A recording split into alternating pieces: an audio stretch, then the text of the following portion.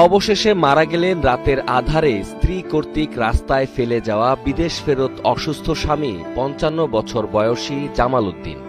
পারিবারিক সূত্রে জানা যায়, সোমবার বিকেলে টাঙ্গাইলের সখীপুর উপজেলার কালমেঘা গ্রামে ভাতিজি ইসরাত আরার বাড়িতে মৃত্যু হয় তার। দুটি কিডনি। এটাই কি একটা প্রবাসীর শেষ পরিণতি, যে জীবনের সর্বোচ্চ যে সময়টা ফ্যামিলির জন্য ব্যয় না করে ফ্যামিলির আর্থিক সচ্ছলতা রাখার জন্য, সকলকে ভালো রাখার জন্য মুখ বুজে যৌবনকালের মূল সময়টাই বিদেশে কাটিয়ে দেয় ফ্যামিলির কথা চিন্তা করে, বউ বাচ্চা সবার কথা চিন্তা করে। সেই স্ত্রী যদি অসুস্থ হয়ে ফেরার পরে তাকে ফেলে দিতে পারে, তো এটার কষ্টের আর জায়গা থাকে না। নিজেও একজন প্রবাসী, খুব কষ্ট হয় এসব নিউজ যখন দেখি। নিজেকে যদি ওখানে দাঁড়া করাই, এই কষ্টটা আসলে সহ্য করার মতো না। আসলে কি মানুষ এতটা খারাপ হতে পারে?